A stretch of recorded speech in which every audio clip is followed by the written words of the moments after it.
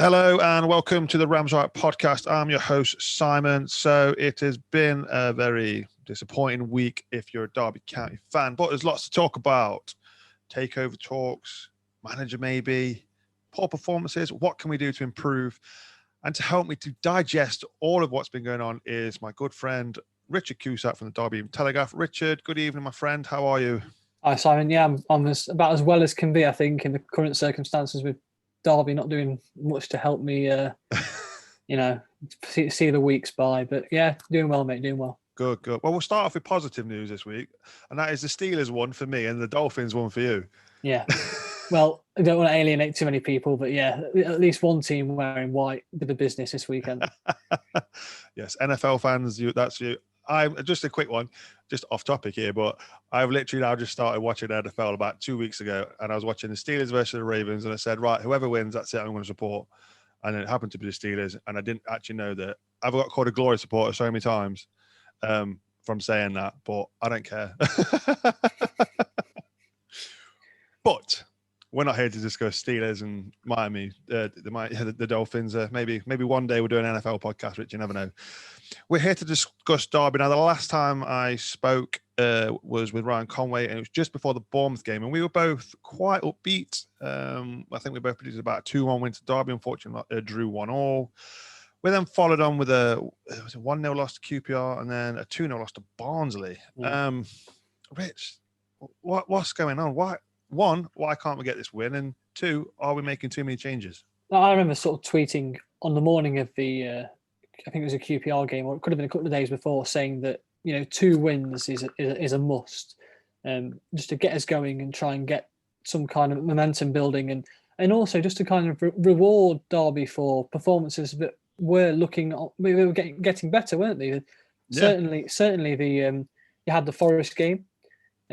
Cardiff game, not so much, but the Bournemouth game was also in patches. It was really good. The problem is we've not been able to put that together consistently across a full game. We've looked good, haven't we, in patches, but we've not quite managed to get it nailed down for 90 minutes. So the problem we had ultimately against QPR and again against Barnsley was that we just regressed an awful lot, and that was concerning because I thought at Bournemouth we might have turned a bit of a corner because we were playing so well. Chopping and changing doesn't help when you've got momentum, and bringing players in and taking players out. We're just not looking like a cohesive unit at all, and we're 11 games in. We're bottom of the league, and it's pretty desperate times at the moment. Yeah, no, you're right. I mean, you said there about chopping and changing. I mean, we've seen, I think from the Norwich game and then moving on to the Forest game, we switched to this 3-4-3 formation, and I think the front three of Jozwiak, Waghorn, and Lawrence was working absolutely brilliantly. Went into Bournemouth, same formation, apart from obviously Jozwiak was injured. So Rooney came in. And again, I thought we did it right. I thought we did it right in that 3-4-3 with Rooney up in the mix as well. But then you go to QPR, and the thing is, I think the Bournemouth game, though, we took the 1-0 lead through Graham Shinney, of all people. But then we sacrificed that lead again anyway, with a point. Now, I think, realistically, I think a lot of people would have taken a draw before that game. But with the way it panned out, how we pretty much dominated the first half and it seemed to sit back in the second half, let Bournemouth overtake us, I actually think they pushed us back more than we sat back. We just couldn't get out. But then we go to QPR at home, and we switch back to 4 at the back, and we drop Lee Buchanan for Forsyth. And then Jozwiak obviously misses out on the bench for Rooney. Why? And we looked absolutely dreadful against them. Yeah, it was puzzling, wasn't it? I mean, the QPR game was, the defenders couldn't handle. I think Lyndon Dykes played really well. But up front, he battled away, didn't he, very well. And it was just one of those games where we've seen it before, haven't we? I mean, QPR of all opponents as well, a late goal in a 1-0 defeat. If we've been down that road before, and to be honest, again, it was one of those nights where we huffed and puffed. I mean, to be fair, QPR probably should have, they hit the post, didn't they, early on again, and I think they might have hit the woodwork again in the second half, and we lived dangerously at times anyway. Yeah. But we just we lacked that cutting edge, that composure, that little bit of spark and quality. Where Jozwiak, he's a player who I think is probably one of, he's one player, if I could think of at the moment, who when he gets the ball, you're thinking something could happen here. Yeah. He's that one player, and it's made the decision not to play him. He didn't play against Barnsley, did he? He came on at the second half. Yeah. Right. Yeah, because all these games to blend into one at the moment. There's that many happening. He's sort of that Tom Ince player, isn't he? When Tom Ince first came, you think, give the ball to Tom Ince and he'll get you a goal or he'll create you a chance. And Jozwiak seems to be that sort of player. And for him to be dropped, it felt like to accommodate Wayne Rooney. Now, I don't know if there's anything in his contract. I don't know the ins and outs of his contract, but it would make sense if 32 Red said, yeah, we'll pay his wages or give you money towards paying his wages, but he has to play if fit. Thing is, ultimately, we don't know that, so we can't really speculate on whether there's anything that has been suggested on social media. But again, we don't know if that's the case. So one thing I would say is that, and I've banged this drum for a bit now, that Wayne Rooney has so much quality. He hit the post against QPR, didn't he? Yeah. And again, I know it sounds a bit sort of, people might be baffled by this, but he has the quality to pick out something from a moment of nothing. We saw it at Norwich. Yeah. He does have that ability in his legs, but we need to get a system that works. And I think, against Blackburn earlier in the season, he got horribly exposed. Wayne Rooney cannot cope, and the players around him, they can't cope when teams jump on him. He's got quality to get the ball away, but unfortunately, he doesn't have the mobility anymore to be able to skip past players or get out. And if the balance isn't right, if Wayne Rooney plays, then it's a really difficult situation, I think, because he is that good. He can produce something out of absolutely nothing, as we saw, like I say, against Norwich and almost saw against QPR. But when it's not working, then I know the kind of focus really does zoom in on Rooney, doesn't it?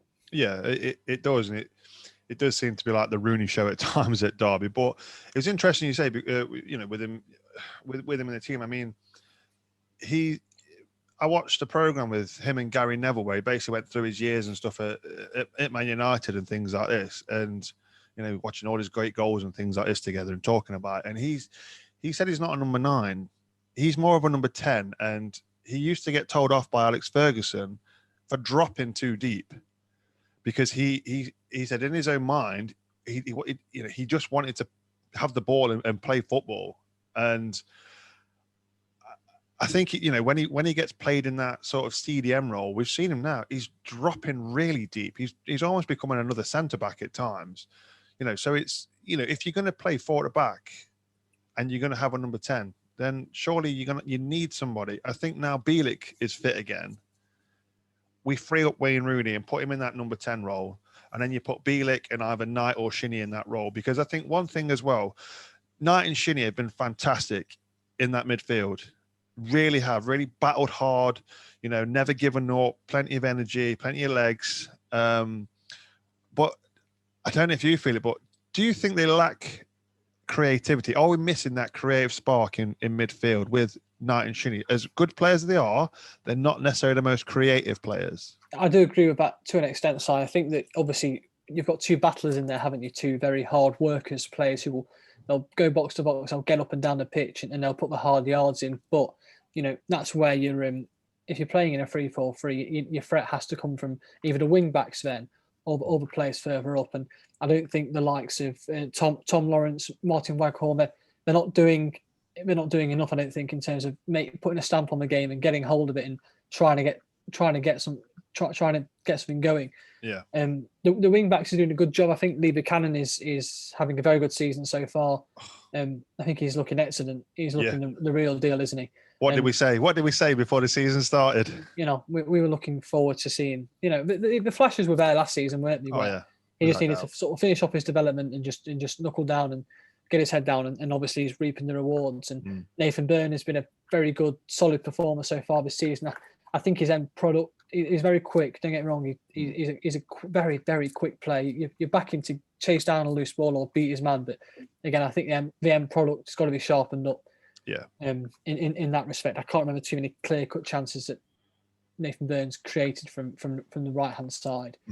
But yeah, I think that when you're playing in a 3-4-3, I don't really like the 5 at the back, the 3 centre backs. I'm not sure if it's really necessary. If you're playing away from home, like at Norwich against a very creative side, then yeah, get your 2 low blocks in, stifle the opposition. But I don't really like I'm not a big fan.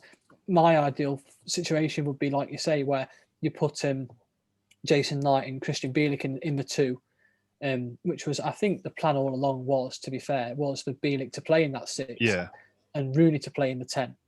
And then you have wingers around him and a striker. So, to be honest, I think Rooney playing in that sort of 4 with Max Bird was to try and mitigate Bielik's loss, and was a plan B almost. So I'd be really, really excited to see Rooney in that 10, because he can find the space. He's much more effective further up the pitch, I think, if on the ball in terms of creating chances or having a go himself. So yeah, that's what I'd do going forward. But again, it's harsh on Graham Shinney, isn't it? And do we see a route back into the team for Max Bird? You know, this midfield has been a bit of a bit of a sort of like a discussion point all season, hasn't it? Yeah, and I think there's obviously a few conversations to be had perhaps around that. Yeah, because I think when we looked at the back end of last season and we sort of thought, right, when everyone's fit, who'd you pick sort of midfield wise? And, you know, a lot of people would have said probably Bielik, Knight and Bird with how they were playing. And I don't know what's happened to Max Bird, but he's just not been that player that we saw last season. But again, he's young. So inevitably, it's more than likely going to happen. We've not seen a great deal of the likes of Lewis Sibley. Well, I was just about to say, it's the same with Sibley, isn't it? We can't expect him to score a hat-trick every week in the Championship at 18 years old, I think he's, or 19 years old now. So, yeah, that's one thing with Max Bird. You've got to remember he's a youngster, isn't he? He performed excellently last year. He was consistent week in, week out. It was really good. But he's still young, and obviously it's part and parcel of adapting to playing in the Championship and playing senior men's football, isn't it? That you aren't going to be able to, your performance levels won't be that high every week, and it's about learning about how to get that consistency back and get back on it.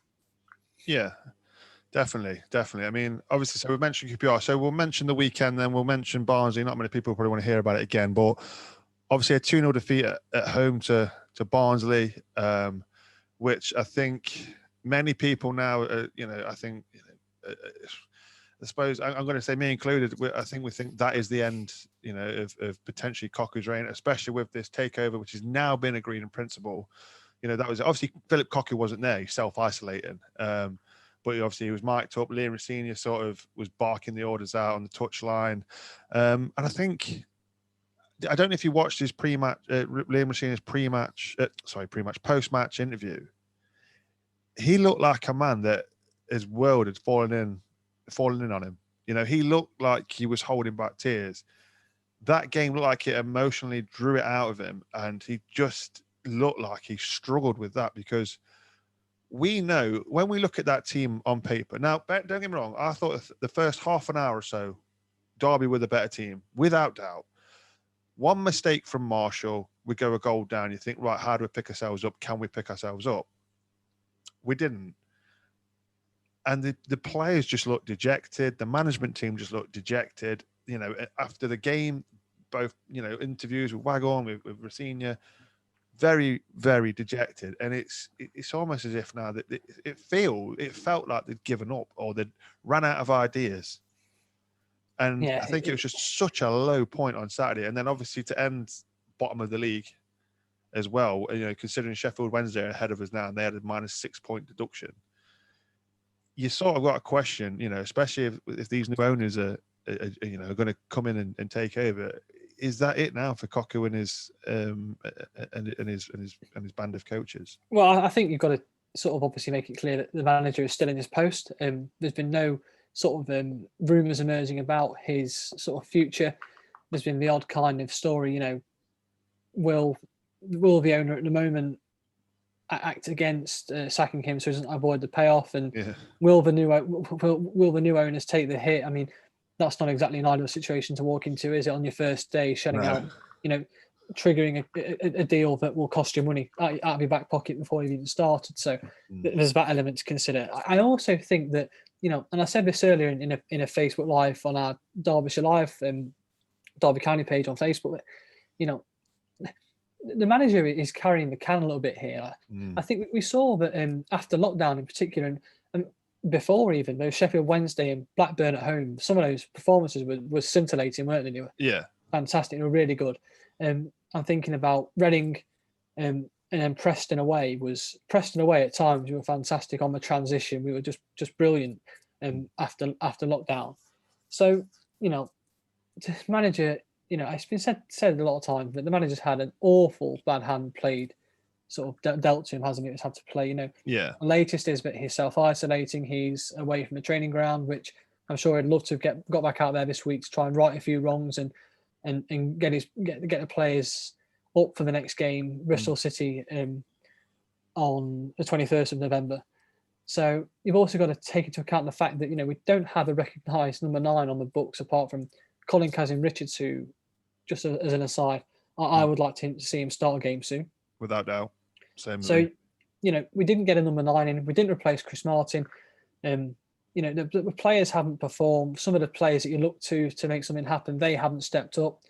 So at the moment, the manager, while I'm in two schools of thought here, because, the manager has not had, I don't think, a fair go at it properly.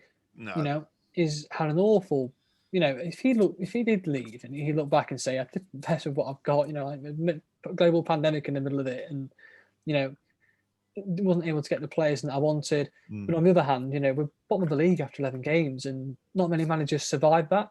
No. Gary Monk hasn't, and he's a place above Derby. And Tony Pulis is coming in there by the looks of it. So that's what I mean. You can't argue with facts. And the facts are that, let's be honest, I think we've not scored 2 goals in a game since Blues away on the final game of the season. And that was a dead rubber anyway. Yeah. We've not looked great for a while now. The sort of tone was set at home against Barrow. That awful, god-awful 0-0 draw. With boring, wasn't it? It was just, I mean, it was just the sign of things to come. And not many managers do survive this. Personally, I back the manager. I back any manager who's in charge of Derby County, and I won't ever sort of like explicitly say they've got to be sacked, because I don't think that's right. No. The owner's the one who will make the decisions, or the new owner. And while Philip Cocu is manager of Derby County, he's got my support. But we are bottom of the league, and I can understand and perfectly sort of reason with people who are saying that he's got to go bottom of the league. Yeah. No, I agree. But you mentioned, obviously, we started sort of seeing games slip off at the back end of last season. Now, obviously, takeover talks have, according to some newspapers, have been going on since May. So we started coming back in June, and now this has come to light, and the takeovers come out in the media, and everybody knows about it. The question's being asked: is it affecting your players? Is it affecting you? Obviously, he's not going to give an answer. He's not going to say, "Yeah, of course it is," or "No, it's not." But I think deep down, maybe it is affecting the players, because if you think about it, if you've got a new owner coming in, they've got new ideas, potentially a new manager. Of course, it's going to unsettle you as a player, because you might not be playing for the club that you're currently signed to. You might not end up playing for Derby County again. You might really love it here and not want to leave, but a new owner might come with a new manager, and all of a sudden you're outed, because this owner's potentially got money that he can spend, and you're all of a sudden you're playing under 23s or not playing at all. Sat on, surely there's. I would personally say yes. If players know about this, and especially manager knows about this, surely there would be an effect. Don't you agree? Or you wouldn't expect the manager to come out and say, yeah, actually it's not affecting the players. It's a stock response. It's what he's got to say, isn't it? But yeah, I mean, I wouldn't like to speak for the players or any of the staff at the club, but I would imagine if I was in a similar situation, I'd be thinking, if my boss or the person who pays my wages is going and being replaced by somebody else, I think, well, actually, and especially with all due respect, the fact that players are playing for a team that is bottom of the league, they're even more under threat by a chairman, a new owner who might come in and say, this isn't good enough. 1, 2, 3, January's new slate, got some money, bringing new players in. Yeah, it must be playing. It must affect them. I don't see how it can't. exactly. I mean, the team look devoid of any confidence at the minute. You know, we see sparks, we see green shoots, but other than that, they're just we're not. You look at decision making, and you look at. I think it was against Forest when Wagon broke through, and he had Jozwiak steaming ahead of him, clean through, and rather than pass it to him, he decided to try and take on the Forest. I'm sure it was Forest. I think that might have been Cardiff. It could have been Cardiff. Huddersfield. It was Huddersfield. Was it Huddersfield? Yeah. Yeah. I'm sorry, but there has been a couple of times I've been thinking, you know, pass it. And it's easy for me to sit here and say that, Yeah. isn't it? You know. And I think there was a chance for Sibley on Saturday against Barnsley where he's at the edge of the box, and you know, you think, well, there's a through ball there, and he has a shot. You're thinking, it's just decision making is all wrong. And is that instinct being coached out of the players? Do you think? Or are they taught to keep hold of a ball and not to, or are they so frightened that if they give it away, Barnsley are going to counter and get that second, which ultimately they did? I think there is an element of fear, and I think I'm going to put it. You know, these aren't excuses. These are a whole package. This is a whole package deal of, you know, reasons why, you know, Derby found it talking about why we're sitting at the bottom of the league. The two average highest attendances last season were Derby, Forest. I think Leeds, Derby, and Forest, top three, something like that. Yeah. The team's struggling at the moment. Not Leeds, obviously, they're in the Premier League, but Derby and Forest both finding themselves at the wrong end of the table. Derby are missing fans, especially at Pride Park. Now, there's a lot of people at full time said, "Can you imagine what it would have been like there at full time if the fans were there?" No, let's just switch that. Imagine if fans were there, because there would have been. I think we'd be doing a heck of a lot better because, you know, last season we struggled on the road, but at home, Pride Park was a fortress. Nobody could beat us. And I think we lost twice there all season, 3 times maybe. You know, and football is missing fans. Fans are missing football, and I think, you know, it's taking its toll on everybody. And I think that is affecting the performances because there's just times when, especially at ends of games, I've noticed it watching Premier League football, whatever football. You know, when a team could be drawing or they could be losing, when you've got fans there, they're pushing you and you're playing quicker and you're getting the ball forward. There's no fans there now. There's no pressure on you. You know, some people, we said it before at the start of the season, some players might thrive on not having the pressure of the fans there. Clearly, Derby County enjoy having fans there to push them along. But, you know, I think if you're playing a big stadium, you're a player. You played all your career in the Championship, some Premier League. Some of these players have come from top clubs, haven't they? You know, you're probably thinking, you know, I you know, you like having the fans. They love playing in the arena. They love the adulation, don't they, with players? I mean, I know for a fact as well that no matter what performance that Derby put in, there are, me included, stay behind and, you know, clap the players off and say, you go again, Nick, you go again. Yeah. And but what all the players see at the moment, unfortunately, is social media, which sometimes it isn't a very nice place, especially in the world of football and after a defeat. And, you know, there are some very reasoned voices, there are some not so reasoned. And to be honest, I think if you're a player, and I went to the Blues game and I went to one of the Burton games earlier this season, a couple of weeks ago, 2 or 3 weeks ago now, and the players probably think, you know, what I play for the fans. You get your paycheck, you get your wages, and you turn up on that field to turn around and say to 27,000 people, I'm a man, and I'm going to do it. You know, I'm here, and I'm going to play for you, and I'm going to give you my all because that's what I do. And if you're not got fans at the game, then what are you? You know, and I know it's easy for me to say that, but I just think it's. And I tweeted, didn't I, after the game, saying I've never felt so sort of like disconnected and kind of disengaged from the world of football at the moment, because it's hard, isn't it? You know, I said earlier on, didn't I, that, you know, I watched that QPR game on the TV from, I was banished from the living room into the bedroom next door and sort of said, be quiet, you know, you're too loud, and Derby rarely score and stuff. I was sat watching it on Sky in my little room, perched on the edge of my bed, and, you know, thinking, you know, normally if you can't make a home or away game, you watch it around your mates or get a takeaway, don't you? Or you go around the pub, and it's a social thing, and you have a good rant before and a good rant afterwards, and you all go home relatively sort of like, you know, you had a good night, win, lose or draw. But watching it on your own in your own house with, you know, it's not the same. It's not right, isn't it? That's not how we do it. And that's what I mean. I just can't sort of and it's not just because of the team. Perhaps if we were top of the league, I'd be saying, actually, no, it's not that bad. But I think I feel the same either way. You feel like you're missing out on something then. Yeah, of course. So yeah, that's just a little bit of a rant from me, just about the whole just feeling a little bit disengaged and disconnected, like I say, from the whole thing, and the social aspect of seeing people at the games and talking to people who you've sat behind for 10 years, but you don't know their name, but you're sort of You talk to them. talk every week. You know them as sort of C37, whatever it is. Yeah. Guys that sit behind us. So that's what I think people are missing at the moment most, and that does pour out onto social media sometimes. And everyone's got a right to voice their opinion. I'm fully appreciate that, and absolutely, I am as vocal as we get on stuff like that. But I just think that it's compounded by Derby, the way Derby are playing at the moment. But hopefully, and I remain the optimist. I hope we can turn this corner. Yeah. We've got players coming back from injury. We've got another 2 weeks off now. Let's just hope that we can sort of turn a corner and do something. I mean, someone at Derby can score, because there was a Derby 11 that played Huddersfield Town Academy today. We battered them 5-1.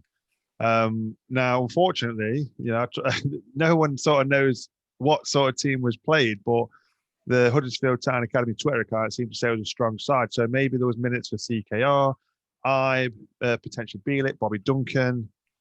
So you said it then. There's players coming back to fitness. There's still players that were missing. Well, it was obviously Bielik's come back. It was a Derby County 11, wasn't it? So yeah, I think I saw the academy tweet out about a good run out for the under 23s today, but I think that will probably be players like you say, Duncan, who hasn't played much, and players like Bielik perhaps might get another 45 minutes in his tank, 60 minutes. Kazim Richards, I don't think it was an official 23s Premier League 2 game either, so I don't think there will be any.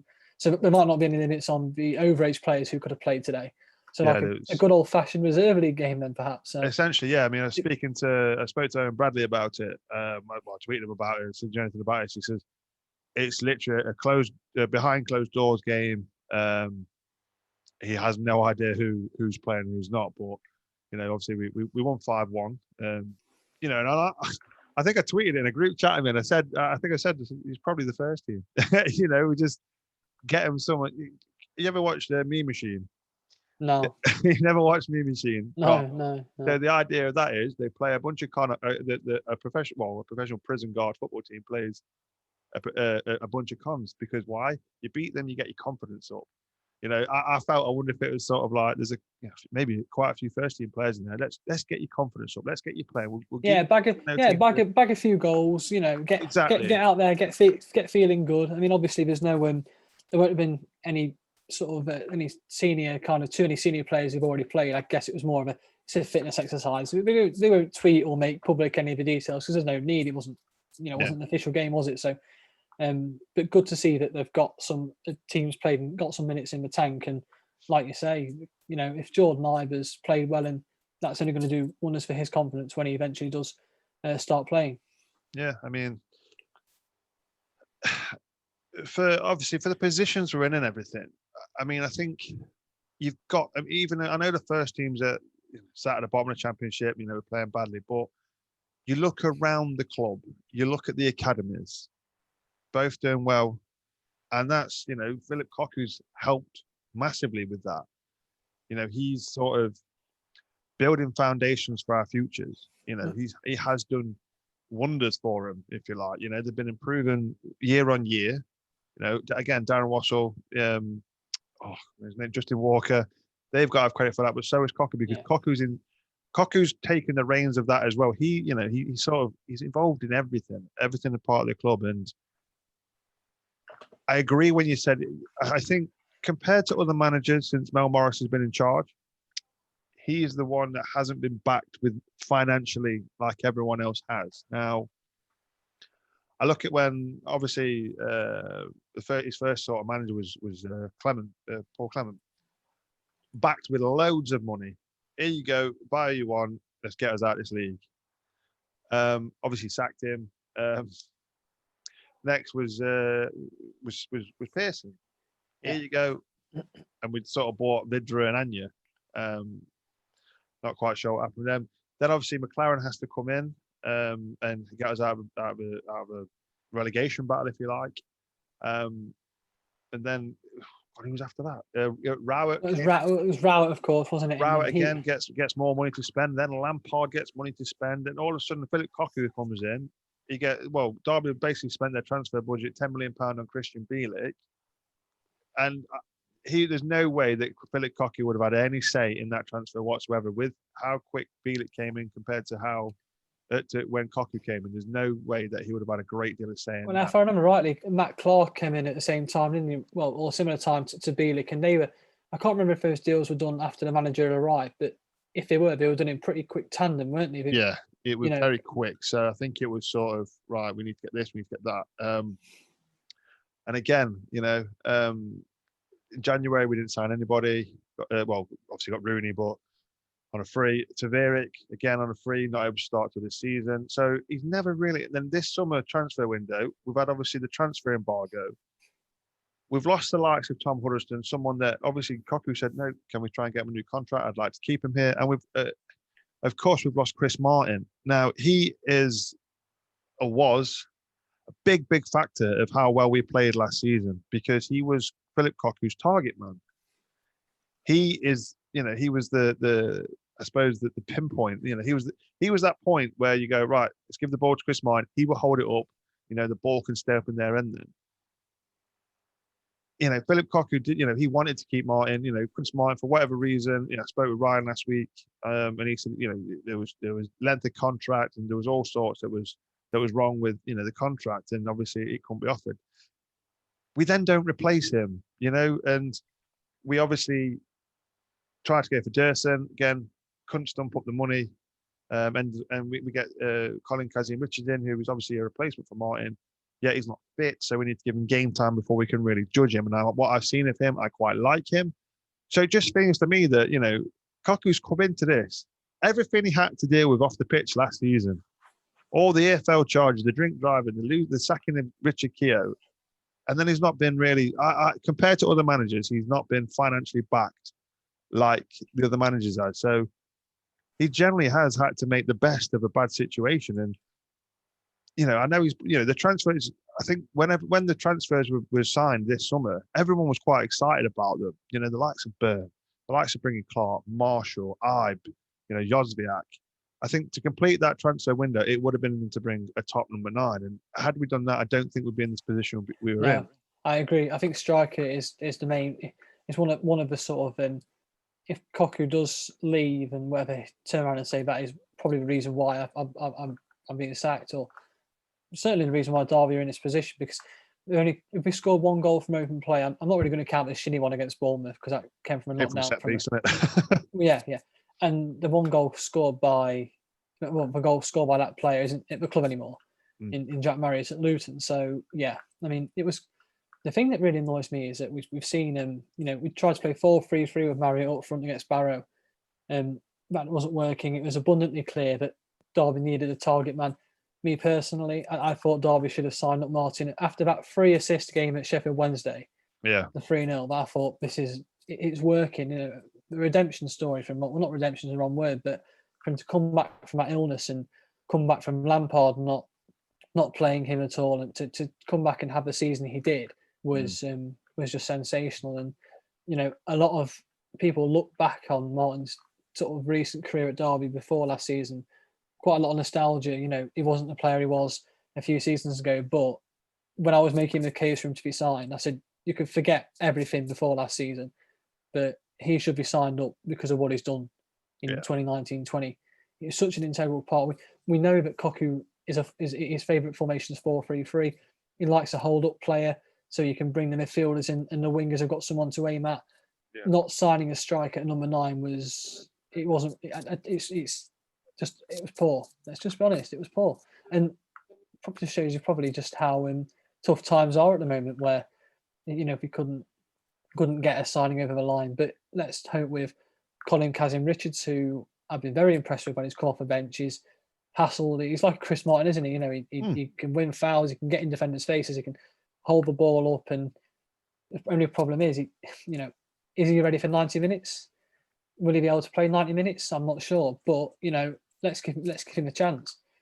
Yeah, I agree. I mean, we've all seen it. Martin Waghorn is as good and as likable player as he is, he's not the sort of hold up number 9. It's not his he's game. strong. No, it's not his game. You're right. It's not his game. But he seems more effective on the wing at times. But yeah, for me, I said it last time. Give him a go. At the end of the day, you've got nothing to lose. Just even if you can only manage 60, 70 minutes, just start him. Give him a go. See what he can offer you. See what he can produce. Because you never know. Because he's quite tall as well. Now, we seem to like to ping balls in the box, but can never seem to find anybody because we've got nobody with height. Now, he's well over 6 foot, and he's strong, and he bullies defenders. He sort of walks around with a little bit of swagger about him, and I quite like that. I'm not going to lie. I do like that. And I just generally think, give him a chance. Let's see what he can do. Yeah, he's confident guy. Really, really confident guy. And yeah, exactly. We've got to really, to be honest. I know it's another roll of the dice, but we're running out of turns, aren't we? Oh God, yeah, without doubt we are, and that is obviously like you mentioned before, a lot of fans have sort of gone to the fact that they think that Cocu is now done at Derby. Obviously, he's not. He's still in charge of this club. There's the only the hype is coming. The media are obviously bringing it in. Now, I'm going to go to the questions because a lot of it is about manager. So D-Lab on Twitter says, do you think Cocu should do a few games under 23s, taste his own medicine perhaps? Well, first of all, let's put some respect in his name. Do what in the under 23s? The man's coach with the under 23s. Look at the work he's done for the under 23s. In all fairness, you've got to give him that credit. The way that Sibley's progressed. Knight's gone from a player that was playing in Ireland to a player that's now playing first team for us, and he's obviously got his call up to the Irish squad as well. Yeah. You look at players like that. Lee Buchanan, another player. I can't remember the last time we had a player in England 21 squad. No, big achievement that. Yeah, really, really big achievement. A reward for his fine form. Another one, Callum Bucock on Twitter says, should the inevitable happen with Cocu in the next week? Obviously, again, this is where fans are, the inevitable, that he's going to go. Should the new board hire a new manager to form stability this season on a 1-year deal like an Allardyce type, or a new long-term plan with long-term deal like Howe or Terry? I'll come back to that in a minute. And again, there's another one there. We need to look at, this is from SQDCFC. He said on Twitter, he says, we need to look at a seriously good manager to get us out of bottom 3. No Rooney, no senior, someone like Cook, Benitez, Big Sam, anyone with a good track record. DCFC stuff says, John Terry, yes or no. And DCFC LO2 says, return of the Mac version 3. So there's a lot of names there being touted for the next potential manager. Obviously, Cocu is still in a job. We've not heard anything otherwise. Obviously, we touched on it before with the takeover. Could it be? Obviously, there's going to be quite a big payout that's owed to his coaches, staff, and obviously Cocu and his coach staff. Who's going to pay that? If at all. The new owners might just say, no, we'll stick with him, and we'll see where you are in January. We'll give you some money in January, and this is what you can buy. This is what you can get. If you've got a plan, show me what you can do, how we can turn this around. But obviously, the inevitable has come. There's a heck of a lot of people now. Probably, I think before last season, for instance, I think there was the voices of Cocu out, but majority were Cocu in. I think it's sort of maybe reversed now, and a lot of the fans of Cocu out. I mean, there's a lot of names there. Do we get someone like Allardyce in to come in? If we can afford him, obviously, someone like Allardyce for a year, keep us up and see what happens. Again, I am reluctant to speak too much about potential managers to replace a manager who's not actually gone yet, and I stress doesn't. There's nothing concrete has emerged to suggest that he is on his way. But like I say, the discussion is validated by the fact that Derby are bottom of the league, and manager's been sacked for a lot less. Yeah. So there's obviously Eddie Howe. I think we can rule that one out straight away because he'll be angling for a Premier League job. I would suspect you don't do 5 years in the Prem to then pick up a Championship job. I also think that someone like Sam Allardyce or Tony Pulis might be looking for I think Pulis looks like he's going to Sheffield Wednesday, doesn't he? But someone like Big Sam, doesn't tend to stick around for too long. I think he likes to come in and get a club safe or get him up or do a bit of a firefighter job and then get paid for his work. Yeah. That's what I don't blame him. Right. We've given the manager at the moment a 4-year contract, and it's all well and good because as we saw with the Lampard and Rao, if you tie them down to long deals, then if a club comes calling, Yeah. you get the big compensation. You've got the kind of that security net, haven't you? But as we've seen a few times before, when you employ a manager on a long contract, I'm thinking about Paul Clement and Nigel Pearson now, and you tie them down to a long-term deal. When the time comes where perhaps it's best for all parties to part ways, someone's got to pay for it, and it can take a bit of a financial hit, can't it? So the timing out the long deals is all well and good until something goes wrong, and then you're having to pay for it. John Terry's one where we've done the sort of like the rookie manager, haven't we, with Frank Lampard? He might want to look at setting his managerial career up not far from just down the A38, isn't it, Villa? So again, that's not far. But I think we've done the rookie manager thing. I think we need, if the manager is to depart, again, like I say, nothing to suggest he is. I think an experienced Championship pro is needed because we don't want to be, we've had a couple of novice managers in terms of Championship, haven't we, in Lampard before, who didn't know the league. And while he got us to the playoff final, he did well, but perhaps something, in fact, a bit more knowledge is needed. But, the manager remains in his post, and we'll have to wait and see what happens in that regard. Yeah, because I mean, that's the same. That's the thing. We've got like the likes of Jamie Carragher going, "Oh, Rooney must be the next Derby manager." Why? I don't get it. And I think I put a poll actually on Twitter. I thought, let's poll this. Basically saying, Derby fans, obviously, would you want Rooney as your next manager? And let's get the result up. I'm not overly excited about the prospect of Rooney stepping up and becoming a manager, to be honest. I mean, I know people are saying that's probably what was expected to happen all along, but I don't really like it. I don't really like it. I'd prefer to keep someone else or to keep the manager we've got. To be honest, I don't really like the idea. Well, neither do Derby fans, because we're at around about 500 votes, and it's 88 to 12% who don't want Rooney. I think a lot of fans are saying that yes, the Lampard thing was good, but he was at the start of the season. He came in on a fresh slate. We sold Vidra to basically give him some transfer funds. Yeah. He brought 3 top quality loans in, and he had a coaching staff behind him, didn't he? Yes. Jody Morris. Had he brought, what was the fella's name? Was his name Chris from Chelsea? What was it? I forget his last name now. But the guy he was at Man City, weren't he, or something? I think so. Yeah, but he brought another one in from Chelsea, so he had an army behind it, some top quality coaches who Morris had been doing the job for years at Chelsea's academy, so he knew what he was doing. So, let's be honest. I think Jody Morris was basically to Frank Lampard what Steve McLaren was to Jim Smith. Yeah. Do you know what I mean? Yeah. They were, they are good together. And obviously that's another name that keeps cropping up, Steve McLaren. You say you want someone that's got Championship experience, somebody that's done this before. Obviously he came in Pearson, took us up. Would you have him back for even if it was just a short-term deal, just to say, his hand? Because this is where there was something he was on Sky or something the other day, and he says he had some unfinished business here. Then regarding the takeover, it's like Nell staying as a consultant.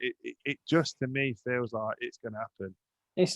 It's interesting, yeah, it is, because McLaren is associated. Certainly with my generation, I was too young to really remember the Jim Smith years. I wasn't really sort of going to Derby games then. You're not younger than me, are you? I was 25. Jeez. Yeah. God, I didn't realise you were that young. Sorry, 25. Man.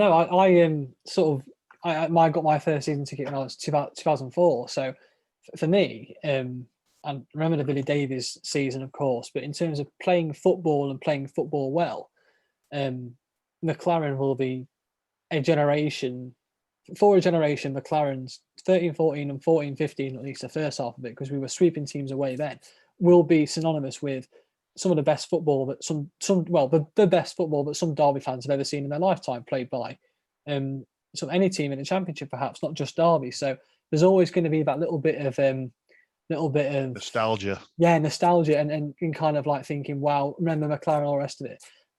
He's been back before, hasn't he? Don't get me wrong. I think McLaren would be a great coach. I think he's a fantastic coach. Like you say, he was Jim Smith's right-hand man, wasn't he? He was Ferguson's at United as well. He's obviously a very good coach, and I think he'd be ideal as a director of football, or a sporting director they have in Europe, where it's like the conduit between the owner and the manager. Yeah, and someone who looks after that kind of recruitment and the way the football's played and makes decisions in that regard. But I think if we're talking about getting McLaren back for a third time, I know it might make sense because obviously he's out of work and he knows the club well and probably familiar with a few players here as well already. Trying to think of players who might already be here from his last spell. Yeah, Forsyth, Wisdom. Forsyth, yeah. Those sort of players he's familiar with. So, yeah, I can see why people. But again, is it a bit of nostalgia and get a bit starry-eyed when you talk about McLaren, don't you? Because they're, like I say, for a generation of Rams fans, that side was the one that we don't have. I'm sorry to say it, but I'm be blunt, but we don't have as good players this time around. No, and I think all due respect, the players that we had at that time in 13-14, they weren't the greatest of players. But with how good McLaren is at a coach, he helped to improve them massively. So again, he could be someone that can help coach these young players, and from the academy. It is an interesting one. It is because it is nostalgia. Of course, it is. Yeah. But he came back with a squad that was totally different, totally out of balance.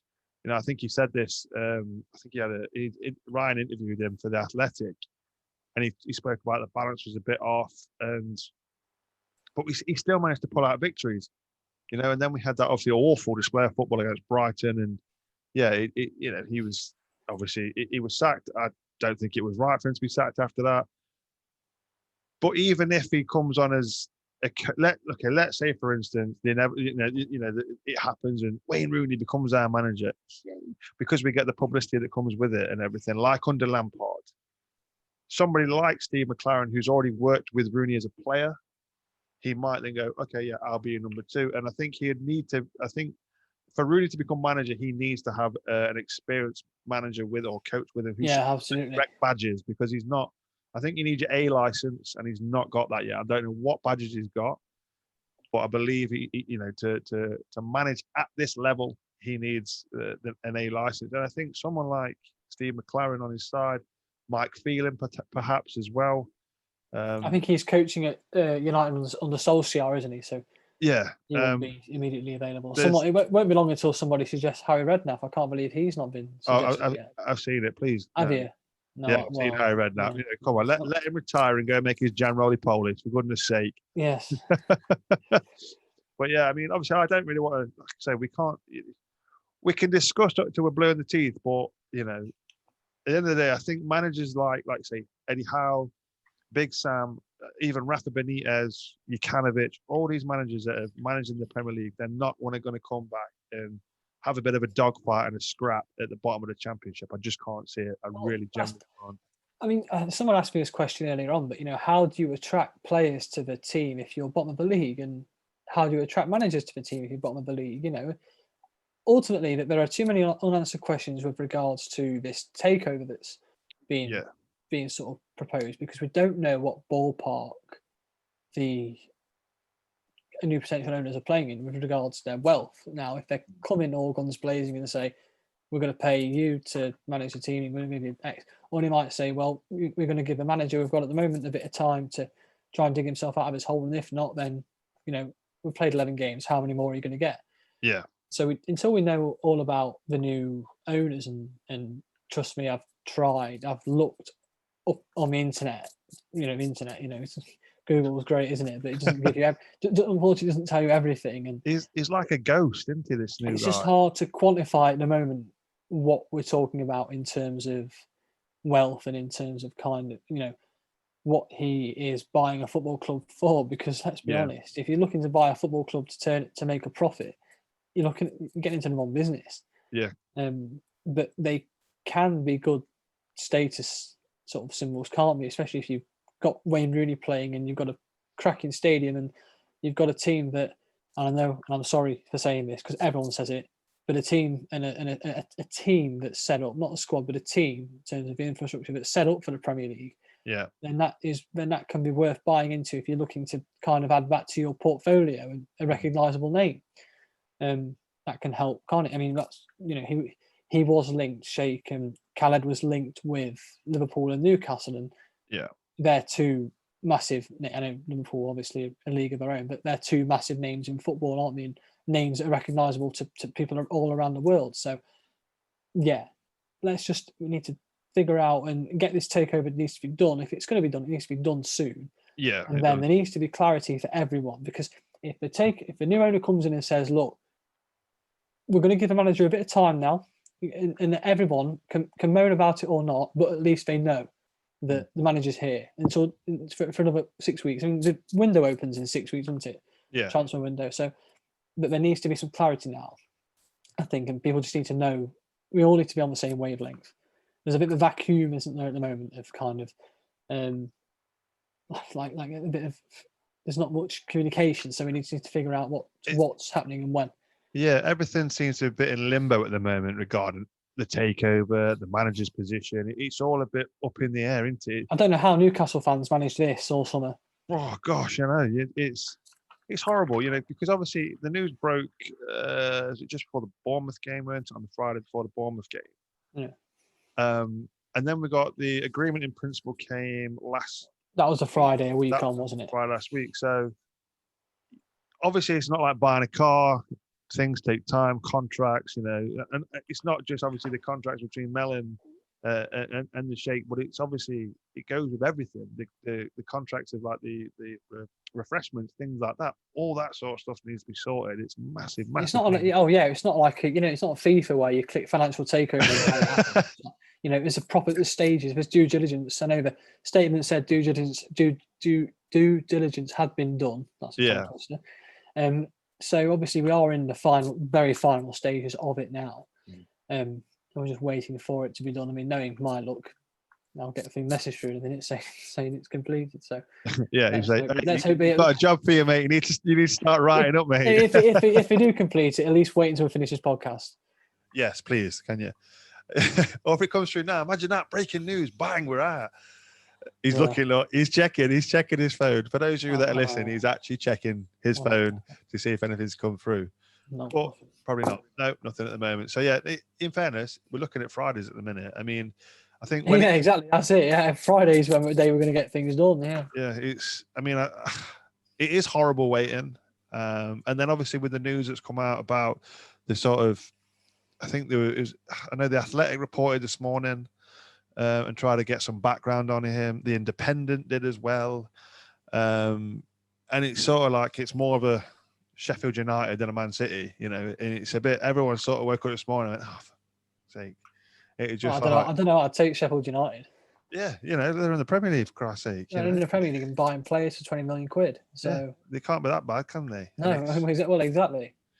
So I think, I think the sooner it gets done, the better. I mean, I think when the agreement in principle came, I think John Percy from the Telegraph, whoever seems to manage to get hold of everything Derby County first, he said it'd be done by the end of the month. Oh, don't make us wait 3 weeks. Honestly, that would be the worst thing ever. So we hope by Friday that everything's a bit clearer, and we can then see the direction that the club's going forward in, and hopefully, it's good news. And yes, we have got money to spend, and maybe we'll back the manager. The thing is, once everything's clear and on the table, everyone knows where they're at. The players, the manager, the coaching staff, the staff behind the scenes. Once everybody knows the next move, then I think it will all settle down, and I think performance will improve on the pitch. And now, obviously, these 2 weeks now, we can hope that once the international break is done, the likes of Jordan Ibe can get at least on the bench. The likes of CKR can perhaps start a game, and hopefully we can start picking up some wins. Could be I don't care if it's like the Wigan game last season where we played absolutely dreadful for 89 minutes and Wagon pops up and scores a goal that ricocheted off everybody and before it hit the back of the net. I don't care. That changed our season. That's what we need now. I know I seem to have said this during every international break so far, but this could be a big 2 weeks. Oh, massive. On and off the pitch, Yeah, I agree. Massive 2 weeks. Really big. Couple more questions. That's another one. Where does Liam Rosenior stand if we leave Cocu and his staff with their duties? Does Rosenior leave or stay? You'd assume that he came in with Cocu, we'd probably leave with Cocu, Well, I think he was appointed by after Cocu, Twangsheep and Chris van der Weerden had joined Cocu. I think Rosenior came afterwards. It was probably, I'm not sure how significant it was, but he was the one taking the post-match and pre-match duties on Saturday, and he was the one who seemed to be more vocal on the touchline, and he was one in sort of the pictures we had and stuff. So yeah, I think he, he's a very eloquent speaker, isn't he? He gets his message across. He's an esteemed coach in his own right. So perhaps we shouldn't rule him out when we're talking about possible candidates to be elevated into the position should the manager at the moment. Because he's got the qualifications, hasn't he? So I think so. Yes, he's so he's an esteemed coach in his own right, like I say. So I wouldn't be surprised to see him stick around if the manager was to leave. Yeah. Lewis Everett says, what are your thoughts on the new owners and what do you think their plans are with the club? Obviously, we've just touched on that there. Yeah. You would hope that the new owners are going to come in and obviously take this club, back up to the Premier League. It's been... Well, why else would you be doing it? Exactly. Just for a laugh. You've got people who come in and have grand plans. The Bin Zayed Group is the name of the sort of the business behind it, and they've got a portfolio of businesses themselves, and they'll be obviously looking to add Derby to it and make a success of it. And if the success is taking Derby back into the Premier League and keeping them in the Premier League and creating a global brand, like we're seeing, the Premier League is a global organisation, isn't it? And it's the riches there are growing every year, even with this pandemic. So the marketing opportunities now are a massive. There's an untapped market in sort of the Middle East and Asia and stuff, and that's where the clubs are honing their sort of strategy at now. So these guys will, they've obviously got some money behind them, even if it's not as much as we'd have hoped, billions. They're obviously not short of a poverty. No, obviously. Mark Coote says, the Rooney dilemma, should he have to fight for his place the same as everyone else, or is he an automatic choice even though he's not match fit? The old, he has to play to get match fit is not washing. That is saying we play with a man down until he's match fit, dropping Yoz. So yeah, again, the Rooney debate, should he be someone that's treated like, I know he's the captain, but should he be, first name on the team sheet if he's underperforming? I think it's just a situation where, like I said before, he's got the quality, but I wouldn't be very happy if I was a player and I was struggling to get into the team or trying to get myself a place and that saw Rooney starting every week just because of his name. I think you've got to be based on your performances, hasn't it? Having said that, and I did mention earlier on in this show that he's got the ability to conjure something out of absolutely nothing, and at the moment in a team that's not creating that many chances, that's quite a quality to have, isn't it, in this team? Yeah. Last few. So in short, my answer is I don't know. I'm sorry. Yeah. Last few then are just basically, fans. That's why I say get your comments and your questions in. This is your turn to have a rant and a moan. It's not a problem. Lucy Hackett, she's normally more positive than I am. Put it that way. She says, "Hi Simon, hope you're well. We've had too many losses now. Enough is enough. Cocu needs to go. I think it's about time." Also to cap it off with bottom of the table, Sam Parker says, "Hello, things aren't good enough. Sat at the bottom of the table. Manager stands at touchline looking clueless. Takeover nearly imminent. Clearly never a dull moment is there at Derby. Think Cocu needs to have a long, hard look at himself. Does not seem to move in favor of our team. Please go and let be Pride Park again." David Clarkson says, question, we can't forgive Cocu giving Evans and Fozzie 2-year contracts. Never mind his terrible record watching Derby last 18 months. Some of the worst stuff I've ever seen. And I've been watching 45 years, fair bit to go at. The day he goes, I'm having an indoor party for one lockdown special. Must clear the lot out. Shay, Given and Liam, big time at fault. Get rid of the lot. I thank you. So again, a very angry fan there. Well, thanks for your message. But I'd take a couple of issues with the certainly with the handing out of contracts for Forsyth and Evans. I mean, the Forsyth the Evans deal I'm on board with and still am, because I think he's very competent, especially at centre back.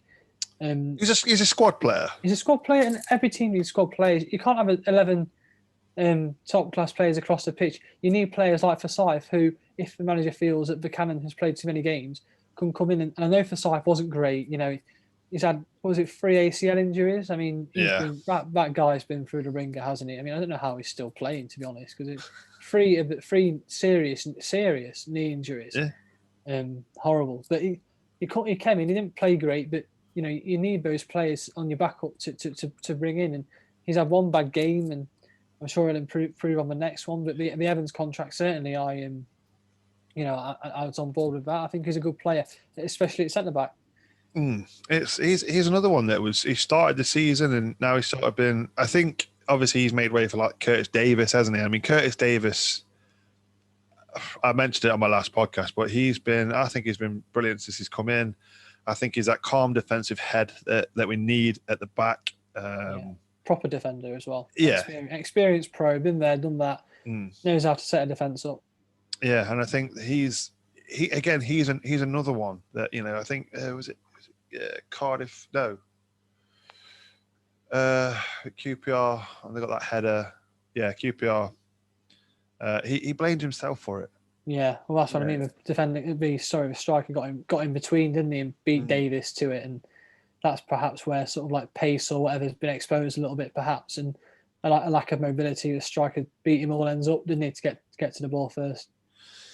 Yeah, it did. I mean, obviously we've had some negative comments in, but that's fine, and that's where we're at the minute. You know, we're bottom of the league, 11 games gone. You know, don't expect you all to be happy, and you can't dress everything. I'm an optimist. You know, people aren't going to be optimistic, and they've got every right not to be because of where we are. But I believe that the club will get out of this, and you know, if you've not got optimism to cling on to, then you know it's hard, isn't it, to get to be a Derby fan, I guess.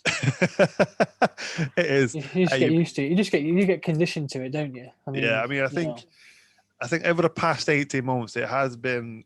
I think it would have made a brilliant series on Amazon or Netflix or whatever else there is nowadays. I think it would have been made some interesting watching, and it's just try living it, let alone watching it. You know, precisely the emotions and the ups and downs of Derby County, and I think for me personally, I said it last season. I said I'm not bothered, you know, where we end up, as long as, you know, I didn't want to get relegated. Yes, I said if we get relegated, we get relegated. That's something you have to take on the chin. I didn't want to get relegated, but we you know, I was happy. I just wanted some stability at the club, you know, and that's what I'm asking for. You know, if we have to spend another two seasons in the Championship, whilst we're trying to stabilize as a club. Yeah. Cocu's building foundations for me at the minute, you know, a lot like Nigel Clough did when we got relegated from the Premier League. Nigel Clough came in, he shafted out a load of players on high wages. You know, he tried to build a foundation for the club to build on. And it does feel like that's what Philip Cocu's doing. Well, Chris Smith at C Space Ram on Twitter wrote a really good blog post about exactly that, saying that it does feel similar to the Nigel Clough era where you're moving on players who are big earners. I'm thinking about Martin and Huddleston now, for example, and you're trying to lower the average age of the squad while bringing through youth as well, like sort of dovetails with that, lowering the average age of the squad and almost preparing it to be handed on to someone who can take it to the next level. And I don't know, it's just a weird. I just found it strange that in the summer we were celebrating the fact that a manager had started the season, the same one who'd started the last, and I thought, like, I was thinking, great, this is stability, but I thought that's just crazy to think that we're lauding that as like a big deal, and it just felt odd. It felt odd. And now we're asking for him to get sacked. That's what I mean. It's crazy football. This game is crazy. It is absolutely mental. But yeah, I genuinely believe that, you know, he has he's laid the foundations, and whether it's him that can continue to build, or whether it's somebody else that comes in to do it, I just, it's not going to be that season where we just think, yeah, let's just concentrate on football. Fingers crossed, though, there is some good news that potentially fans may be able to start coming back into the stadiums by, I think it was next month or by 2020, the start of 2021 at an earliest. So hopefully, if that happens, we can get as many as we can. We can get behind the team, and start getting back to watching football and supporting our team. And, because the abuse, I think you mentioned it earlier on about the social media and things at the minute, and I think it is making a big impact. I think people on there are saying things, typing it out, because that's how they vent their frustrations now, because they're not doing it at the match, and I've said it before, but hashtag let fans in, and I think if we can get fans back, I think we can really improve, and that will help the hopefully performances. And because you know what Derby's like, when Pride Park's got 20,000 fans in it, rocking the stadium, you never feel like you're going to lose no matter who you're playing. I remember when we played Fulham last season, they were flying at the time, and they came to Pride Park, and even before the game I thought, we're going to win today because we're at Pride Park, because the fans will get behind the team. Yeah, which game? I can't remember which game that was. The 1-1 against Fulham. Oh, Rooney did the Panenka. That's it, the Panenka penalty on a Friday night, wasn't it? That is how you take a Panenka penalty. I remember. Yeah. Less said about that, the better. But no, I agree with everything you say, mate, about it.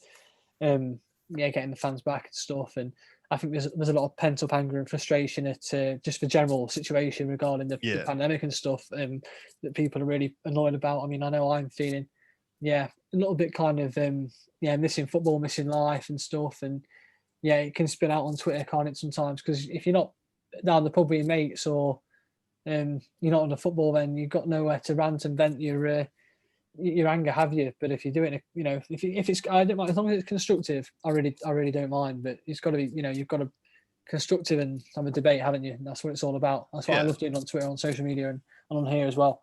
Having a good chat. Yeah. I will end, just before we end though, I saw this earlier on today.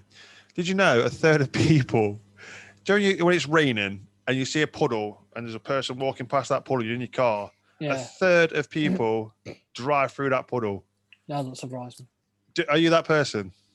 No. Are you that guy that sees someone walking across the road, walking next to a pavement where there's a big puddle, and goes, "Oh, they're having that. I'm gonna get that." Depends what mood you're in, doesn't it? No. I have to say, no. I am not that person. I'm not that person. I remember once I'd broke my arm playing football, and we'd spent about 4 or 5 hours down at the hospital.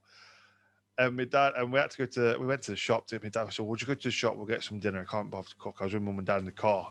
Just coming back from the hospital. I think we're driving through Mickleover, and it was absolutely teeming it down with rain, right? And my dad weren't really paying attention; he just wanted to get home. And there was this little old dear. Do you know how old women wear them little like plastic hats? Yeah. She was walking past this pavement, right? And my dad didn't even pay attention. Bosh, straight through this puddle, and it absolutely drenched this old woman. And I just remember looking in the window, and I'd see this woman like that with an umbrella and her fist going. Oh. I was absolutely in tears. And when I saw that poll today, that just brought that back to me. And I thought, oh God, I don't know if I'm one of the people. Again, I think it depends what mood I'm in. Do I drive through it? Do I not? I think if it was a person I know, I think I'd go straight through it, just absolutely drench it. But if it's someone I don't know, let's not bother. So I thought we'd end the note on a bit of a comedy level there. We've had a great chat about everything Derby as usual. So thank you as always, Richard, for coming on. It's been an absolute pleasure. Yeah, I enjoyed it. It's been good, even though the situation and stuff. It's been enjoyable, mate. I really love it coming on and chatting. Oh, that's wonderful. Yeah, and hopefully next time you're on it, we can. Hopefully we've been taken over. Friday's the day we're going to get confirmed takeover. That's what we're planning, are we? A Friday takeover. Yeah, hopefully. Hope so. Fingers crossed. Fingers crossed indeed. Yeah, so thank you, Richard. Remember, if you're not following Richard on Twitter, his at is Richard Cusack, BM, spelled Cusack and BM at the end. And of course, mine's at Rams Writer. I'm also on Facebook. You can follow my page at the Rams Writer Podcast and Instagram at the Rams Writer Podcast. Thank you, as always, to those you who have listened and watched on YouTube. I've actually seen you quite like my YouTube videos. They seem to have got quite a heck of a lot of views in my last podcast. So thank you very much for those. Thank you for your support as always. But for now, that's it. International break now. I don't know. You know, what we're saying, Richard, you know, when we come back, are we going to come back and absolutely go at this league? Or or is it going to be more of the same? Come back, 3 points, Bristol City away. I think it is away, isn't it? Yeah. Bristol City away. Go and get 3 points from them. Then Kazim Richards hat trick. Yeah. Well, let's hope so. But I'm optimistic. Hopefully 2 weeks. You know, get the players fit and firing, get them going at the training ground, and you know, a bit of clarity, get the takeover done. Manager remains or not, and then we go and attack the league. Absolutely brilliant. Like that bit of positivity to end the show. That's it. Thank you very much, Richard. Thank you guys for listening. As always, come on, Derby.